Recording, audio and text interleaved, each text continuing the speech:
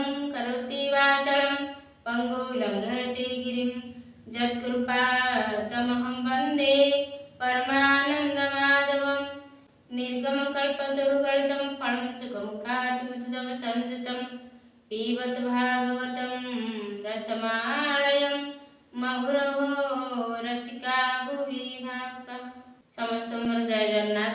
आसन देवे गोटे भजन गाइबा तापरे भागवत पाठ करबा। मनरे ध्यान चित्त तु हरि जीवन काल तो सारी सारी आसे जेबे जमदंड ऋतु जीवु धरि मनरे ध्यान चित्त तु हरि सत संगे बसी राम नाम घसी कुष्ठ नामे रसी बोल श्री हरि मनरे ध्यान चित्त तु हरि तो मानव जन्म सफल होइबा तो मानव जन्म सफल होइबा निश्चिंत रे जीवुए भवुतारी मनरे ध्यान चित्त तु हरि मनरे ध्यान चित्त तु हरि माया जाले पड़ी सत्य धर्म हुड़ी माया जाले पड़ी सत्य धर्म हुड़ी करी गलु कर्म लोभे धन आगरी मनरे ध्यान चित्त तु हरि जीव चाली गले नरके पड़िबु जीव चाली गले नरके पड़िबु तो जातन शरीरे जमदंड देवते मनरे ध्यान चित्त तु हरि तो जातन शरीरे जमदंड देवटी धरि जीव चाली गले नरके पड़िबु तो जातन शरीरे जमदंड देवटी धरि मनरे ध्यान चित्त तु हरि लोभ मोह तेजी से नाम को भजी लोभ मोह तेजी से नाम को भजी दया ध्यान धर्मे मन को भरी लोभ मोह तेजी से नाम को भजी दया दान धर्मे मन को भरी मनरे ध्यान चित्त तु हरि मनरे ध्यान चित्त तु हरि सुलभ जीवन सुलभ होइबा नयन देखबु से गिरिधारी मनरे ध्यान चित्त तु हरि मनरे ध्यान चित्त तु हरि जगतर नाथ नाम जगन्नाथ जगतर नाथ नाम जगन्नाथ से नाम स्मरणे पाप जीव बाहरी मनरे ध्यान चित्त तु हरि मनरे ध्यान चित्त तु हरि कलुष नाशन दुख विनाशन कलुष नाशन दुख विनाशन आरती डाकिले नेबे तो हाथ धरी मनरे ध्यान चित्त तु हरि मनरे ध्यान चित्त तु हरि। आसन देवे भागवत पाठ करबा। गत अध्याय कौन सुनथिले ब्रह्मा देवर्षि नारद को कहउछन्ती ब्रह्मा द्वारा ए ब्रह्मांड केमिति भगवान रचना कले से कथा नारद को कहउछन्ती गत अध्याय।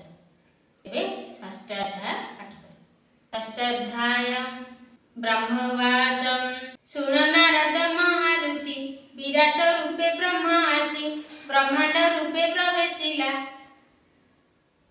जे अंगु जेबा प्रकाशिला ताहा कहिबा तोते भले इंद्रिय अर्थे इंद्र तुले वाक्यार्थ बन्ही मुखे बसे जेने ता शब्द प्रकाशे जलाधिपति जेने बसे रसना षड रसे रसे शपथ छंद धातु जेते देहरे बेष्टित वायन्ते। एठारे ब्रह्मा नारद कहउछन्ती जणे भल वक्ता को भल श्रोताटी मिलिबा ताहले से आनंद सहित विस्तार करे। ब्रह्मा को देवर्षि नारद पचारुछन्ती श्रद्धा और आनंद सहित उत्साह श्रोतार जदि उत्साह अछि सुनिबा को जिज्ञासा भाव अछि जानिबार इच्छा अछि ताहले वक्ता को भल लागो कहबा। ब्रह्मा कहउछन्ती नारद को जे ब्रह्मांड केमिति प्रवेशिला ब्रह्मांड भितरे भगवान ब्रह्मांड रचना कले ब्रह्मांड अचेतन अचेतन जो अंडटी सृष्टि हैला गत अध्याय सुनथिले से अंडटी रे अचेत अवस्था थिले भगवान सचेतन अवस्था देले तापरे बहु वर्ष से अंडटी जल भासिला सचेतन रूपे प्रवेश कले से अंड भितर भगवान विराट स्वरूप प्रकाश पाए। भगवान आमको 10 इंद्रिय देले, 5 ज्ञानेन्द्रिय, 5 कर्मेन्द्रिय। 5 ज्ञानेन्द्रिय को 5टी विषय देले। कौन कौन? पंचेन्द्रियर माया कहानी, सांसारिक माया एवं आमर 5टी इंद्रिय जीव को किपरि विनाश आड़क नहीं जाए ताहा 5टी भिन्न भिन्न प्राणी का उदाहरण स्पष्ट हो जाए। कुरंग, हरिण, मातंग, पतंग, भृंग और मीना। कुरंग माने हरिण। हरिण शब्द माने आम जो कर्णरे एमिति कथा शुणिबा जो कथा आमर विनाश आड़क नब ना, जो कथा आमको विनाश आड़क नब से कथा आम शुणवा ना, ताहले आमर उद्धार हम। शब्द माया हरिण शब्द बा सुंदर संगीत शुणा को एते भल पाए जे शिकार वाद्ययंत्र शब्द रे मोहित होई निजर प्राण हारे। हरिणटे पंचस्वन शुणी ताड़क गति करे, तापरे शिकारी हाथ रे पड़ जाए। आमे से परी जो संगीत शुणिले आमको विषय आड़े बंधन आड़े नहीं जीव, से संगीत शुणवा उचित नुहे। कर्म को भगवान कथा शुणा को देबा, ताहले आमर उद्धार है। से परी मातंग हाथी अर्थात चर्म स्पर्श, चर्म को भगवान स्पर्श र विषय देले। स्पर्श रे माया हाथी स्पर्श सुख पाई आकर्षित होई शिकार हाथ पड़ जाए एवं बंदी होई। ए मातंग स्पर्श सुख पाई शिकार हाथ पड़ जाए, सेथिपाई आमे एठारु दूरे रहिबा।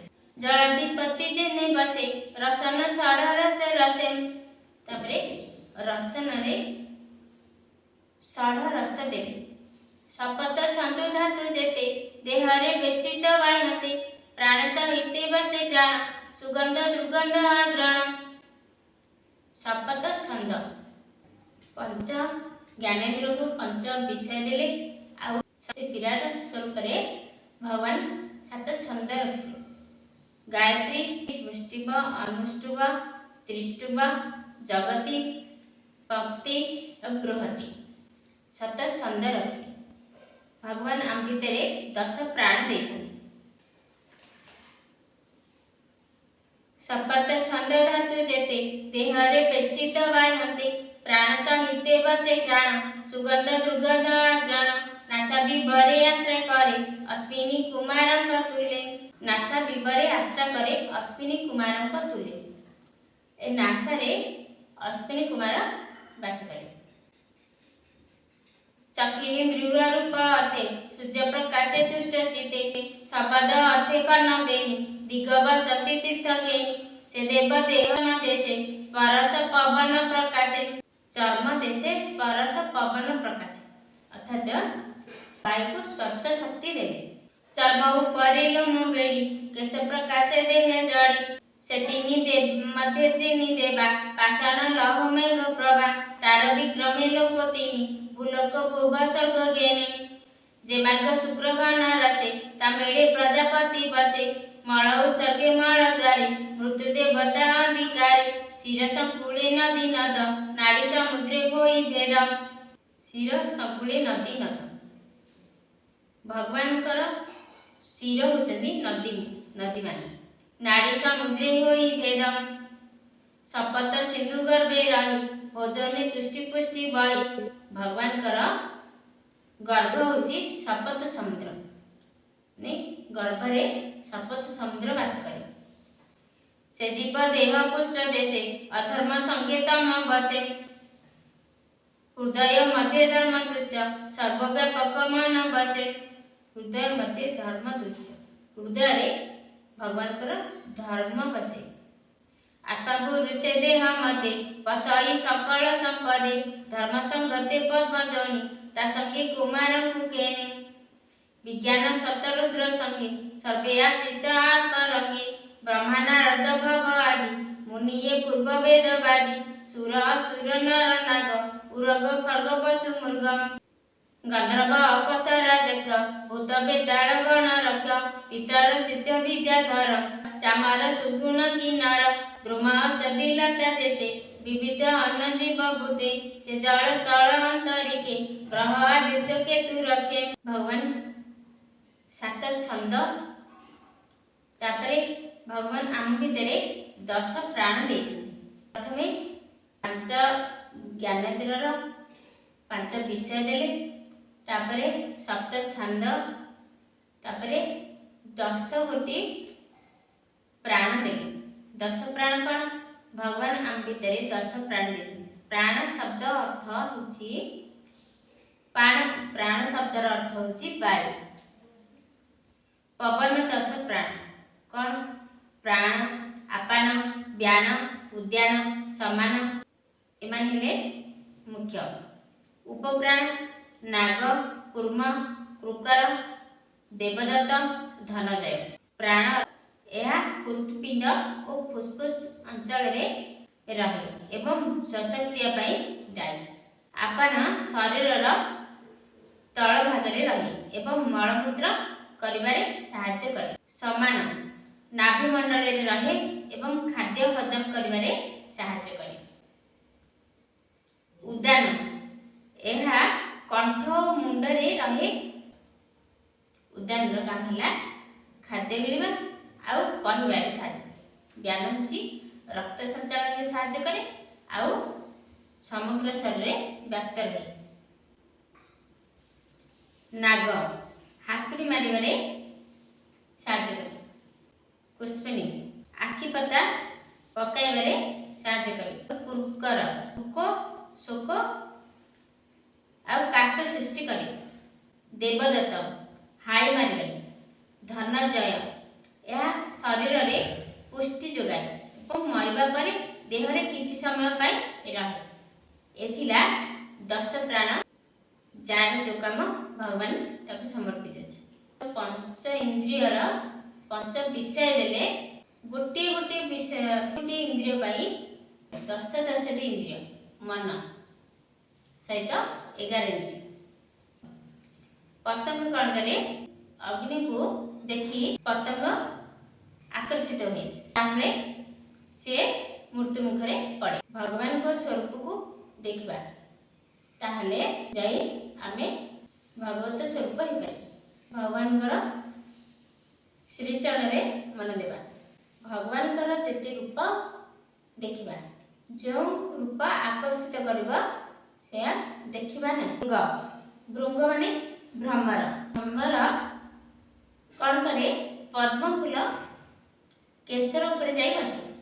ବାସ୍ନା ଭଗବାନ ଆମକୁ ଘ୍ରାଣ ବିଷୟ ଦେଇছে। ଭ୍ରମର ଏଠି ପଦ୍ମ ପାଖରେ ବସି ସୁବାସିତ ଗନ୍ଧକୁ ଆଘ୍ରାଣ କରି ମୃତ୍ୟୁ ମୁଖରେ ପଡ଼ିଛି। କେଶରରେ ବସେ, ଦିନ ଯାଏ ରାତି ଆସେ, ରାତି ହେଲା ପରେ ବି ସେ ଆଉ ବାହାରି ପାରେ। ଶାଳ କାଠକୁ କଣା କରି ବାହାରି ଆସେ, ମୋ ପାଖକୁ ବି କାଟି ଆସିପାରେ ନାହିଁ। ସେଥିରେ ସେ ଭ୍ରମର ମରିଯାଏ, ମୃତ୍ୟୁ ମୁଖରେ ପଡ଼େ। ସେହିପରି ଆମେ ବାସ୍ନାର ଅଧୀନ ହୋଇ ଆମେ ବିନାଶ ଆଡ଼କୁ ଯିବା ଉଚିତ ନୁହେଁ ବୋଲି ଭଗବାନ କହିଛନ୍ତି। ଯେପରି ମୀନ ସ୍ୱାଦ ମାୟା, ମାଛ କେବଳ ନିଜ ନିଜର ସ୍ୱାଦ ଲାଳସାରେ ବଂଶୀ କଣ୍ଟାରେ ଲାଗିଥିବା ଆମିଷକୁ ଖାଇବାକୁ ଯାଇ ପ୍ରାଣ ହରାଏ। ମାଛଟିଏ ରସନା ତୃପ୍ତି ପାଏ, ମାନେ ଆମେ ଏଇଟା ଖାଇବା ସେଇଟା ଖାଇବା, ଏମିତି ଯେପରି ରସନା ତୃପ୍ତିରେ ତାର ପ୍ରାଣ ହରାଇବ। କିନ୍ତୁ ଆମ ଜିହ୍ବାକୁ ସ୍ୱାତିକ ଦ୍ରବ୍ୟ ଦେବା ଉଚିତ। ଯୋଉଟା ମନ ଇଚ୍ଛା ସେଇଟା ଖାଇବା ଉଚିତ ନୁହେଁ। ଯୋଉଟା ଆମ ଦେହକୁ ଶରୀରକୁ ଠିକ ରଖିବ ସେଇଟା ହିଁ ଖାଇବା ଉଚିତ। କେବଳ ଗୋଟିଏ ଗୋଟିଏ ଇନ୍ଦ୍ରିୟର ବଶବର୍ତ୍ତୀ ହୋଇ ଏହି ପ୍ରାଣୀମାନେ ନଷ୍ଟ ହୋଇଯାନ୍ତି, ତେବେ ମଣିଷର ଅବସ୍ଥା କ'ଣ ହେବ? କାରଣ ମଣିଷ ପାଖରେ ଏହି 5ଟି ଯାକ ଇନ୍ଦ୍ରିୟ ଶବ୍ଦ, ସ୍ପର୍ଶ, ରୂପ, ରସ, ଗନ୍ଧ ରହିଛି। ଭୃଙ୍ଗ, ମାତଙ୍ଗ, ପତଙ୍ଗ, ଭୃଙ୍ଗ, ମୀନ ଏମାନଙ୍କ ଠାରେ ତ ଗୋଟିଏ ଗୋଟିଏ ଇନ୍ଦ୍ରିୟ ଅଛି, ଏମାନେ ମୃତ୍ୟୁ ମୁଖରେ ପଡୁଛନ୍ତି। ଆଉ ଆମ ପାଖରେ ତ ଦଶଟି ଇନ୍ଦ୍ରିୟ ଆଉ 5ଟି ବିଷୟ। ଆମେ ଏଥିରୁ କେମିତି ବଞ୍ଚିବା? ଭଗବାନ କହୁଛନ୍ତି ନବୁଡ଼ ବିଷୟ ବିଷାଦେ ଶରଣ ନିଅ ମୋର ପାଦେ। ଭଗବାନଙ୍କର ଶରଣ ନେଲେ ଆମେ ବିଷୟ ବିଷାଦରୁ ଉଦ୍ଧାର ହେବା, ନହେଲେ ମୃତ୍ୟୁ ମୁଖରେ ପଡ଼ିବା। ବିଷୟ ଆଡ଼କୁ ଗୋଡ଼ାଇଲେ ବିନାଶ ହୋଇଯିବ। ଭଗବାନଙ୍କର କଥା ବୁଝି ଭାଗବତ ଶରଣ ନେଲେ, ଶାସ୍ତ୍ର ପୁରାଣର ବାକ୍ୟକୁ ଆଦରି ଭଗବାନଙ୍କ ରାସ୍ତାରେ ଗଲେ ଆମେ ଏ ବିଷୟ ବିଷାଦରୁ ଉଦ୍ଧାର ହୋଇଯିବା। ଆମର ଆଖିକୁ ସନ୍ଥ ଦର୍ଶନ ଆଉ ଭଗବାନଙ୍କର ଦର୍ଶନରେ ଲଗାଇବା ଉଚିତ, ନହେଲେ ଆମର ବିନାଶ ଦିଗ ଆଡ଼କୁ ଆମର ବିଷୟ ନେଇଯିବ। ଆମର କଥାବାର୍ତ୍ତା କିପରି ରହିବା ଉଚିତ ତାହା ଅତ୍ୟନ୍ତ ଗୁରୁତ୍ୱପୂର୍ଣ୍ଣ। ଅମୃତ ସମାନ ବଚନ କଥା ସବୁବେଳେ ମିଠା ହେବା ଦରକାର। ମଧୁର ବଚନ କ୍ଷୀରି ବା ଅମୃତ ସମାନ ଲାଗିଥାଏ। କଟୁ କଥାରେ ପରିଣାମ ଅତି କଠିନ ଏବଂ କଟୁ କଥା କହିବା ଦ୍ୱାରା ଅନ୍ୟର ହୃଦୟରେ ବ୍ୟଥା ସୃଷ୍ଟି ହୁଏ। ଯଦି କାହାକୁ ଖରାପ କଥା କୁହାଯାଏ ବା ଗାଳି ଦିଆଯାଏ, ତେବେ ତାହା କେବଳ ସେହି ମଣିଷକୁ ନୁହେଁ, ବରଂ ତାଙ୍କ ହୃଦୟରେ ବାସ କରୁଥିବା ଭଗବାନ ଏବଂ ଗୁରୁଙ୍କୁ ମଧ୍ୟ କଷ୍ଟ ଦେଇଥାଏ।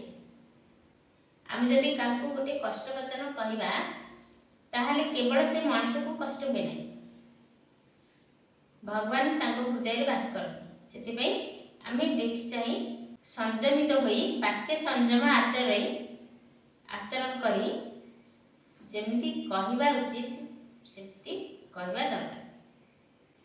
ଏହି ଅଗ୍ନିରେ ଏହି ଜୁହାଦିରେ ବସତେ ଲକ୍ଷ୍ମୀ, ଜୁହାଦିରେ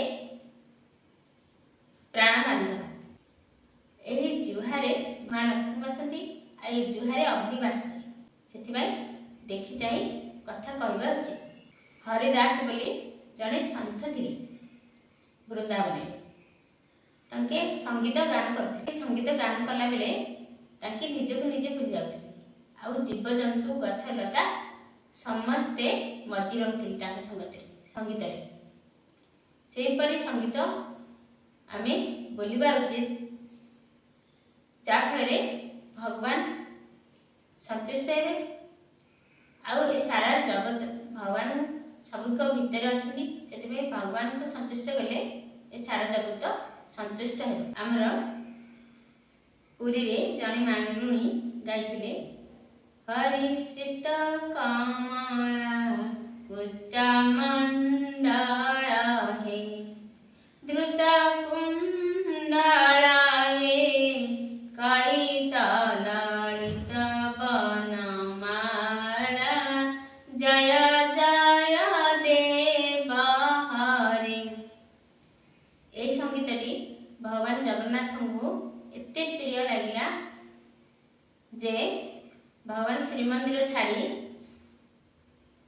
ମାଲୁଣୀ ବାଇଗଣ ତୋଳୁଥିଲେ, ତା ପଛେ ପଛେ ଧାଇଁ ଆସିଲେ। ଭକ୍ତିର ସହିତ ଯଦି ଆମେ ସଙ୍ଗୀତ ଗାଇବା, ଭଗବାନ ମଧ୍ୟ ପଛରେ ଧାଇଁ ଆସିବେ।